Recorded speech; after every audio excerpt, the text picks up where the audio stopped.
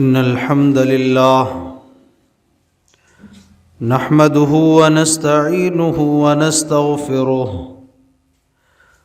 ونعوذ بالله من شرور أنفسنا ومن سيئات أعمالنا من يهده الله فلا مضل له ومن يضلل فلا هادي له وأشهد أن لا إله إلا الله وحده لا شريك له وأشهد أن محمدًا عبده ورسوله يا أيها الذين آمنوا اتقوا الله حق تقاته ولا تموتن إلا وأنتم مسلمون يا أيها الناس اتقوا ربكم الذي خلقكم من نفس واحدة وخلق منها زوجها وبث منهما رجالا كثيرا ونساء واتقوا الله الذي تساءلون به والأرحام إن الله كان عليكم رقيبا يا أيها الذين آمنوا اتقوا الله وقولوا قولا سديدا يصلح لكم أعمالكم ويغفر لكم ذنوبكم ومن يطع الله ورسوله فقد فاز فوزا عظيما أما بعد فإن خير الحديث كتاب الله وخير الهدي هدي محمد صلى الله عليه وسلم وشر الأمور محدثاتها وكل محدثة بدعة كل بدعة ضلالة وكل ضلالة في النار. أعوذ بالله السميع العليم من الشيطان الرجيم. بسم الله الرحمن الرحيم. قاف والقرآن المجيد بل عجبوا أن جاءهم منذر منهم فقال الكافرون هذا شيء عجيب أئذا متنا وكنا ترابا ذلك رجع بعيد قد علمنا ما تنقص الأرض منهم وعندنا كتاب حفيظ. قال الله تبارك وتعالى في موضع آخر بسم الله الرحمن الرحيم والعصر إن الإنسان لفي خسر إلا الذين آمنوا وعملوا الصالحات وتواصوا بالحق وتواصوا بالصبر. سبحانك لا علم لنا إلا ما علمتنا إنك أنت العليم الحكيم. رب اشرح لي صدري ويسر لي أمري واحلل عقدة من لساني يفقهوا قولي. رب زدني علما اللهم رب زدنی علما.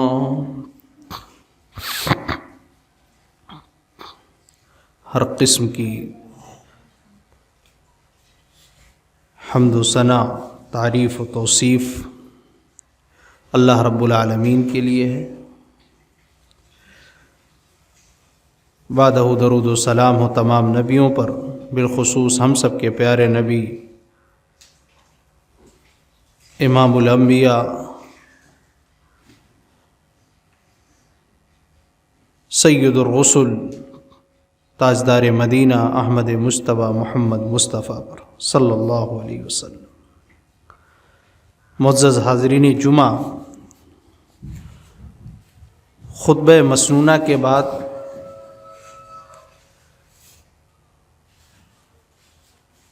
قرآن مقدس کی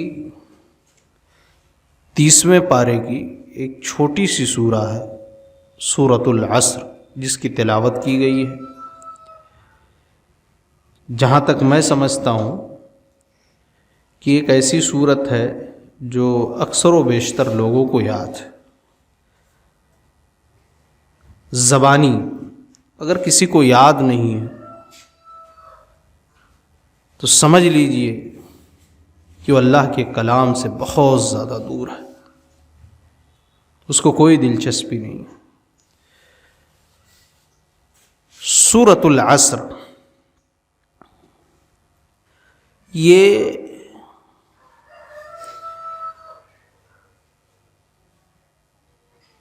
سورت ایسی ہے جس کے اندر 3 آیتیں ہیں۔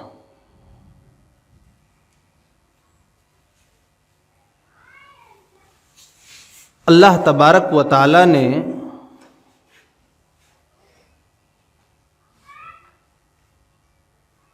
قسم کھائی پہلے عصر کی کہ والعصر، قسم ہے زمانے کی۔ زمانے سے مراد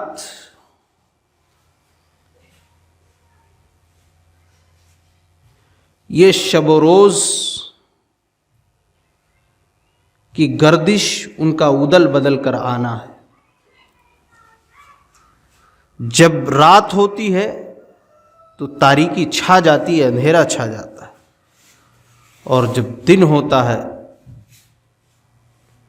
جب صبح سورج طلوع ہوتا ہے تو ساری چیزیں روشن ہو جاتی ہیں، اجالا ہو جاتا ہے۔ کبھی رات چھوٹی ہوتی ہے تو دن بڑا ہوتا ہے، کبھی دن چھوٹا ہوتا ہے تو رات بڑی ہوتی ہے۔ یہ ایام گردش، یہی وہ ایام گردش ہے جسے زمانہ کہا گیا۔ اللہ تبارک و تعالی نے جس کی قسم کھائی ہے، اور یہ زمانے کی گردش، یہ رات کی تاریکی چھانا، پھر اجالا ہونا، دن کا ہونا، پھر سورج غروب ہونا، ڈوبنا، رات کی تاریکی ہونا، یہ اللہ تبارک و تعالی کی قدرت کاملہ کی دلیل ہے، بہت بڑی۔ اللہ تبارک و تعالی نے قسم کھائی زمانے کی، لیکن یاد رکھنا، زمانے کی قسم کھائی اللہ تبارک و تعالی نے۔ اللہ تبارک و تعالی کو اختیار ہے کہ اپنے مخلوق میں سے جس کی بھی قسم کھانا چاہے وہ کھا سکتا ہے،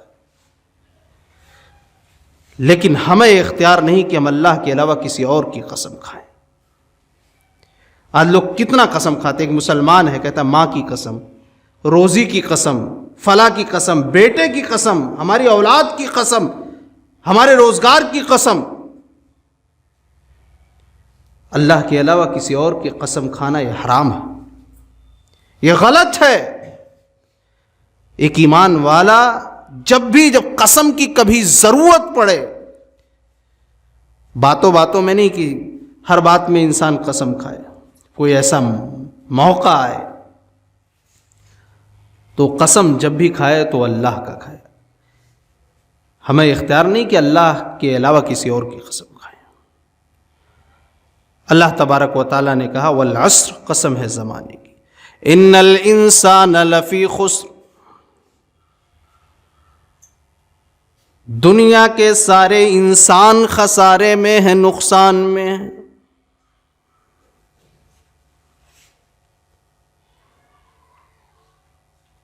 کالا خسارے میں، گورا خسارے میں، پشچم والا خسارے میں، پورب والا خسارے میں، نقصان میں ہے۔ دنیا کے سارے انسان نقصان میں ہیں، خسارے میں۔ ممبئی اور دہلی کی شیش محلوں میں، بڑے محلوں میں رہنے والا بھی انسان نقصان میں۔ اور وہیں پر سڑکوں پر بھیک مانگنے والا بھی نقصان میں ہے، سڑکوں پر جھوپڑی میں سونے والا بھی نقصان میں، محلوں میں سونے والا بھی نقصان میں ہے، فٹ پاتھ پر بھی سونے والا نقصان میں، عورت بھی نقصان میں، مرد بھی نقصان میں، دنیا کے سارے انسان نقصان میں ہیں۔ انسان، اللہ نے کہا دنیا کے سارے انسان نقصان میں۔ انسان دنیا میں آئے اور دنیا کو بنانے کے لیے بھرپور کوشش کرے، جد و جہد کرے، پھر وہ مر جائے اور جہنم کا ایندھن بن جائے تو انسان نقصان ہی میں، کیونکہ اصل کامیابی تو آخرت کی کامیابی۔ انسان جہنم کی آگ سے قیامت کے دن بچا لیا جائے گا، جو انسان جنت میں داخل کر دیا جائے گا وہ انسان کامیاب ہو جائے گا۔ اللہ تبارک و تعالیٰ نے اسی لیے فرمایا فَمَنْ زُحْزِحَ عَنِ النَّارِ وَأُدْخِلَ الْجَنَّةَ فَقَدْ فَازَ، جو شخص جہنم کی آگ سے بچا لیا جائے گا اور جنت میں داخل کر دیا جائے گا وہ انسان کامیاب ہو جائے گا۔ اب کامیاب کون ہے؟ اللہ نے اس کا جواب دیا۔ پہلے تو اللہ نے کہا دنیا کے سارے انسان خسارے میں، نقصان، مگر کامیاب کون لوگ ہیں؟ اللہ نے کہا اِلَّا الَّذِينَ آمَنُوا وَعَمِلُوا الصَّالِحَاتِ، مگر جو لوگ ایمان لائے اور جنہوں نے نیک عمل کیے، وَتَوَاصَوْا بِالْحَقِّ وَتَوَاصَوْا بِالصَّبْرِ، اور جنہوں نے حق بات کی تلقین کی لوگوں کو، حق بات کی وصیت کی لوگوں کو، اور صبر کی تلقین کی لوگوں کو، وہ لوگ کامیاب ہیں، وہ لوگ نقصان میں نہیں ہیں۔ اِلَّا الَّذِينَ آمَنُوا، کامیابی کا دار و مدار وہ ہے ایمان۔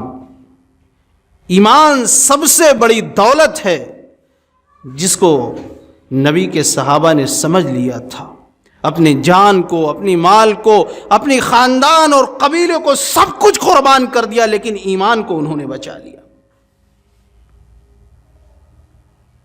اپنی خواہشات کو قربان کر دیا۔ مصعب بن عمیر رضی اللہ عنہ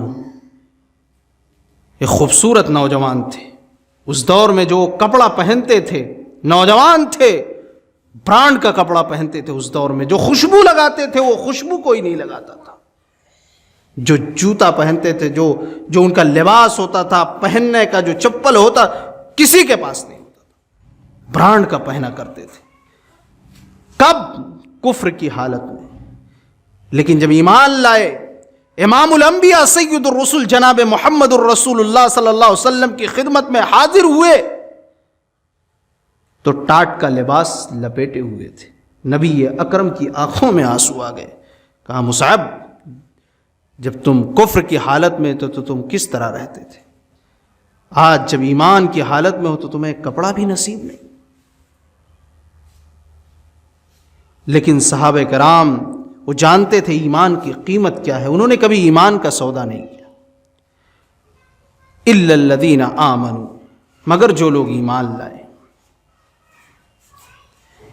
ایمان اگر نہیں ہے تو سب بیکار ہے، آپ کتنی بھی نیکیاں کر لیں، کتنا بھی صدقات و خیرات کر لیں دنیا کے اندر، اللہ تبارک و تعالیٰ نے فرمایا کہ قیامت کے دن فَكَانَتْ حَبَاءً مَنْثُورًا، ہم زمین کی ذرات کے مانند انہیں اڑا دیں گے ان کی نیکیوں کو، اگر ایمان کی دولت نہیں ہے تو۔ اور ایمان کی دولت اگر نہیں ہے، اگر کسی کا بیٹا پیغمبر ہو، جلیل القدر پیغمبر ہو، اگر وہ بھی دعا کرے تب بھی اللہ تبارک و تعالیٰ کہہ رہے ہیں کہ نہیں، ہم مغفرت نہیں کریں گے، معاف نہیں کریں گے۔ ابراہیم علیہ السلام کا واقعہ بخاری شریف کی روایت ہے، اللہ کے نبی صلی اللہ علیہ وسلم نے فرمایا کہ قیامت کے دن آزر جو ابراہیم علیہ السلام کے باپ تھے ان کو لایا جائے گا۔ اس دن آزر کہیں گے میرے بیٹے ابراہیم آج ساری باتیں تیری میں ماننے کے لیے تیار ہوں۔ ابراہیم علیہ الصلوۃ والسلام کہیں گے اے اللہ تو نے وعدہ کیا تھا کہ میں تجھے ذلیل نہیں کروں گا، رسوا نہیں کروں گا، اے اللہ اس سے بڑی رسوائی کیا ہوگی؟ آج میرا باپ آج میری نظروں کے سامنے جہنم کی آگ میں جا رہا ہے۔ اللہ تبارک و تعالی حکم دے گے فرشتوں کو ابراہیم علیہ الصلوۃ والسلام کے سامنے گھسیٹ کر فرشتے جہنم کی آگ میں پھینک دیں۔ اگر ایمان کی دولت نہیں ہے، حضرت ابراہیم جو خلیل اللہ ہیں وہ بھی اگر دعا کر رہے ہیں تو اللہ تعالیٰ کہہ رہے کہ ہم نہیں سنیں گے۔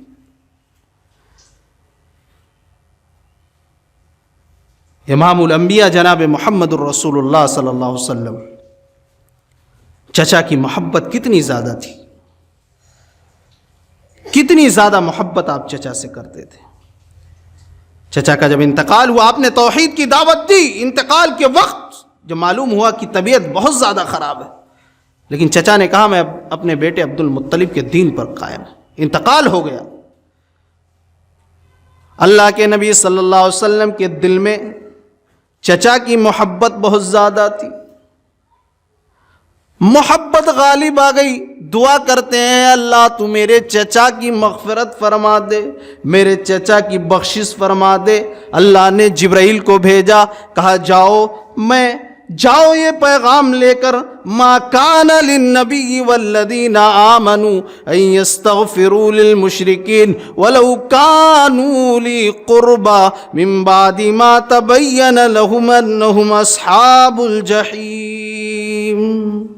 اے نبی ہم آپ کی دعا کو ہم نہیں سنیں گے، آپ کی دعا کو ہم ریجیکٹ کر رہے ہیں۔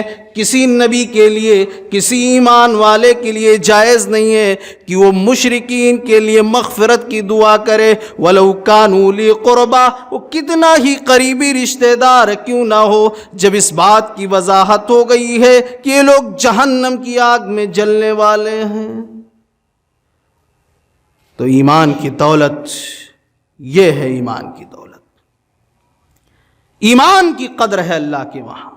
اللہ کے وہاں دولت کی قدر نہیں ہے، ایمان کی قدر تو اتنا ہے، حضرت بلال کالے کلوٹے ہیں لیکن دنیا میں چل رہے ہیں تو نبی اکرم ان کی جوتوں کی آواز کو، جوتوں کی آہٹ کو جنت میں سن رہے ہیں۔ یہ ایمان کی دولت ہے۔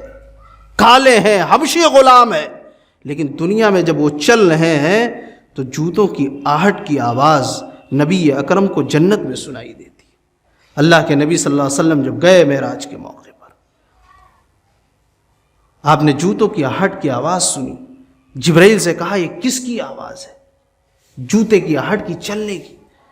تو کہا یہ بلال کی جوتوں کی آہٹ کی آواز ہے۔ نبی اکرم نے حضرت بلال سے کہا اے بلال تم کون سی وہ نیکیاں کرتے ہو کہ ان نیکیوں کی وجہ سے میں نے تمہارے جوتوں کی آواز میں نے جنت میں سنی ہے۔ آپ دنیا میں چلتے ہو، آواز جنت میں سنائی دیتی ہے۔ حضرت بلال نے کہا اللہ کے نبی کوئی نیکیاں نہیں، بہت زیادہ نیکیاں نہیں، بس ایمان کی دولت ہے۔ ہاں ایک خاصیت ہے میرے پاس، جب بھی میں کبھی بھی وضو یا غسل کرتا ہوں تو 2 رکعت یا 4 رکعت یا اللہ جتنی توفیق دیتا ہے میں اتنی نماز پڑھ لیتا ہوں، تحیۃ الوضو پڑھ لیتا ہوں۔ کہنے کا مطلب ہے کہ ایمان کی قدر اللہ کے وہاں، ایمان کی دولت اگر ہے تو سب ٹھیک ہے، ایمان کی دولت نہیں ہے تو آپ کا کوئی بھی جنازہ پڑھا دے، کتنا بھی بڑا بزرگ ہو، کتنا بھی بڑا ولی ہو، کوئی فائدہ نہیں۔ حتیٰ کہ اگر امام الانبیاء جناب محمد الرسول اللہ صلی اللہ علیہ وسلم بھی اگر جنازے کی نماز پڑھا رہے ہیں تب بھی اللہ تعالیٰ کہہ رہے ہیں کہ نہیں، کوئی فائدہ نہیں۔ عبداللہ بن ابی بن سلول جو منافق تھا، رئیس المنافقین، جس نے اماں عائشہ رضی اللہ عنہا پر زنا کی تہمت لگائی تھی، رئیس المنافقین، منافقوں کا سردار تھا۔ اشارتاً واقعہ سن لیجیے، ایمان کی دولت کتنی بڑی چیز ہے۔ ان کا بیٹا جو عبداللہ تھے وہ صحابی تھے، اللہ کے نبی پر ایمان رکھتے، دوڑے ہوئے آئے اللہ کے نبی آپ اپنا قمیص کرتا دے دیجئے، ہم اپنے ابا کے لیے کفن بنا دیں گے۔ اللہ کے نبی نے فوراً دے دیا۔ آج ہمارا اور آپ کا اخلاق کیسا ہے؟ نبی اکرم کتنے بڑے اخلاق والے تھے۔ اماں عائشہ پر زنا کی تہمت جس نے لگائی اس کو بھی آپ نے اپنے قمیص کرتے کو دے دیا کیونکہ آپ رحمت للعالمین تھے۔ پھر کہا انہوں نے، عبداللہ نے، اے اللہ کے نبی میرے ابا کی آپ جنازے کی نماز پڑھا دیجیے، ہو سکتا ہے کچھ چانسز مل جائے، ہو سکتا ہے مغفرت ہو جائے میرے باپ کی. میں جانتا ہوں میرا باپ منافق تھا، میرا باپ اس کی موت شرک اور کفر پر ہوئی ہے. اللہ کے نبی صلی اللہ علیہ وسلم تیار ہو گئے. حضرت عمر نے کندھوں کو پکڑ لیا، کہا اللہ کے نبی آپ منافق رئیس المنافقین کا جنازہ پڑھانے کے لیے تیار ہیں؟ اللہ نے آپ کو روک دیا ہے. اللہ کے نبی نے کہا روکا نہیں ہے، اللہ نے اختیار دیا ہے. استغفر لہم او لا تستغفر لہم ان تستغفر لہم 70 مرۃ. اے نبی آپ چاہیں تو مغفرت کریں، چاہے تو نہ کریں، لیکن اگر آپ 70 مرتبہ بھی کریں گے تو کوئی فائدہ نہیں. اللہ نے روکا نہیں، اختیار دیا ہے. اگر ابئی کی بخشش 70 مرتبہ سے زیادہ جنازے کی نماز پڑھانے سے ہو جاتی ہے تو محمد الرسول اللہ پڑھانے کے لیے تیار ہے. اللہ کے نبی صلی اللہ علیہ وسلم تیار ہو گئے. اللہ کے نبی صلی اللہ علیہ وسلم نے ایک روایت میں کہ آپ نے جنازے کی نماز پڑھانا چاہیے، ایک روایت میں کہ آپ نے پڑھا دی. اللہ نے جبرائیل کو بھیجا. سورہ توبہ کی آیت کریمہ گواہ ہے، وَلَا تُصَلِّ عَلَىٰ أَحَدٍ مِّنْهُمْ مَاتَ أَبَدًا وَلَا تَقُمْ عَلَىٰ قَبْرِهِ. اے نبی آپ ایسے لوگوں کا نہ نماز پڑھائیے، نہ ان کی جنازے میں، نہ ان کی قبر پر آپ کھڑے ہوئے. ایمان کی دولت نہیں ہے. نبی اکرم قمیص بھی دے رہے ہیں، کرتا بھی دے رہے ہیں.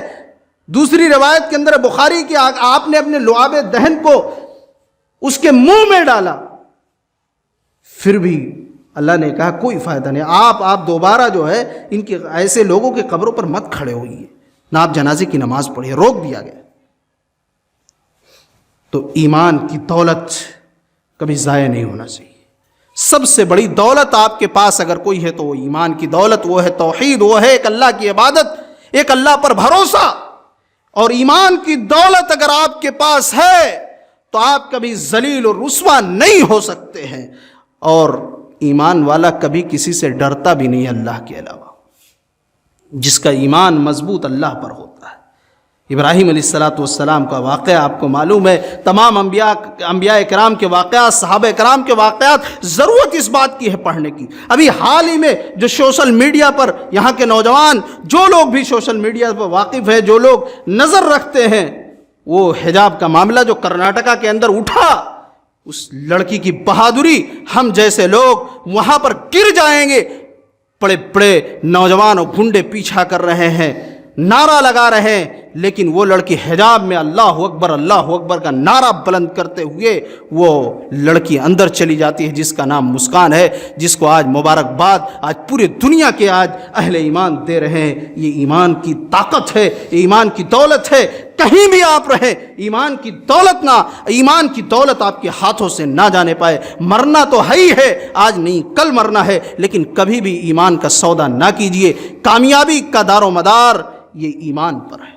الا الذین آمنوا وعملوا الصالحات. نیک عمل، ایمان کے ساتھ نیک عمل. ہم نے سمجھ لیا کہ ہم ایک اللہ کی عبادت کا نیک عمل کی ضرورت نہیں. اللہ کے نبی صلی اللہ علیہ وسلم نے اپنی لخت جگر حضرت فاطمہ رضی اللہ عنہا کو نصیحت کی.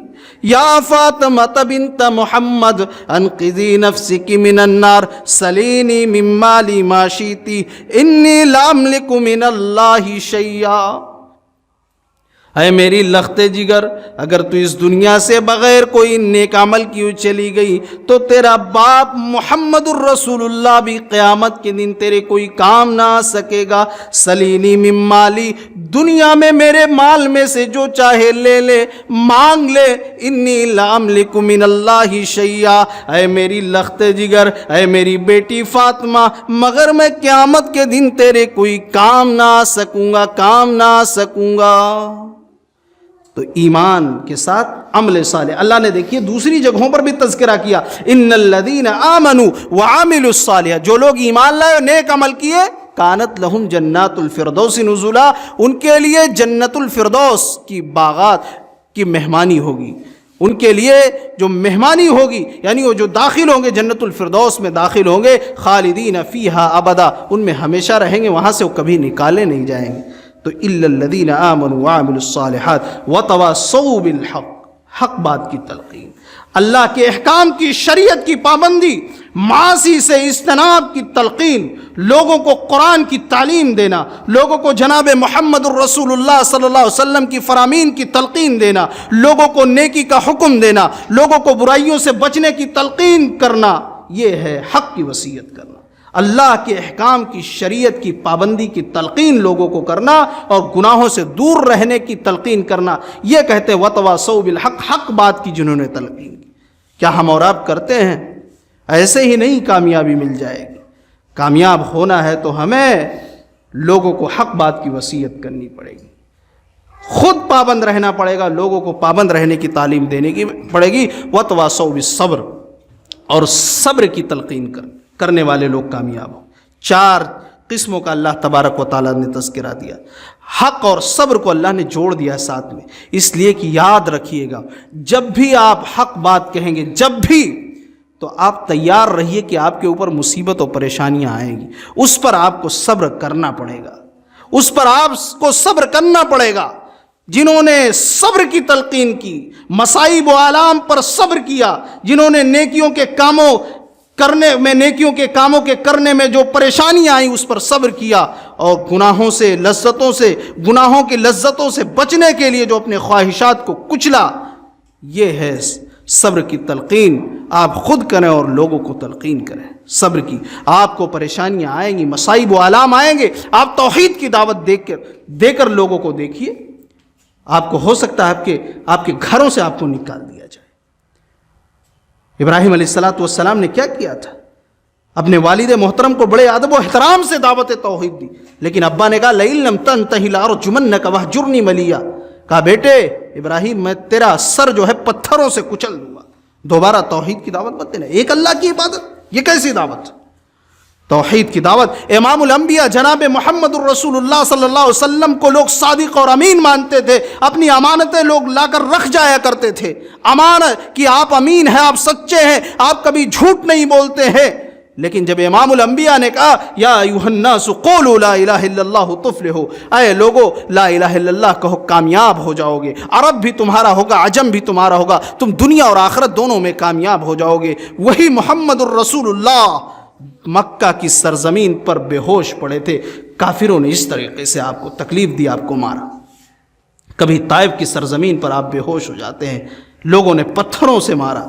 تو آپ جب بھی حق بات کی لوگوں کو تلقین کریں گے، حق بات کی دعوت دیں گے، شریعت اسلامیہ کی طرف بلائیں گے، توحید کی دعوت دیں گے، انہیں گناہوں سے روکنے کی کوشش کریں گے، تو اس بات کے لیے آپ کو تیار رہنا ہوگا کہ صبر کے لیے بھی کہ ہمارے اوپر مصائب و آلام جو آئیں گے اس پر ہم صبر کریں گے۔ اس لیے لوگوں کو حق کی بھی تلقین کریں، صبر کی بھی تلقین کریں۔ انشاءاللہ ایمان و عمل صالح کے ساتھ اگر ہمارے اندر یہ خوبیاں دونوں پیدا ہو جائیں تو ہم انشاءاللہ کامیاب ہوں گے دنیا اور آخرت کے اندر۔ اللہ تبارک و تعالیٰ سے دعا ہے رب العالمین ہم تمام لوگوں کو قرآن کریم کی ایک ایک آیت کو سمجھ کر پڑھنے کی توفیق عطا فرمائے، اس پر عمل پیرا ہونے کی توفیق عطا فرمائے۔ رب العالمین ہم میں سے جو لوگ بیمار ہیں ان کو شفائے کاملہ عاجلہ عطا فرما۔ رب العالمین ہم میں سے جو لوگ دنیا سے جا چکے ہیں، اے اللہ تو ان کے قبروں کو نور سے بھر دے۔ آمین وآخر دعوانا الحمدللہ رب العالمین۔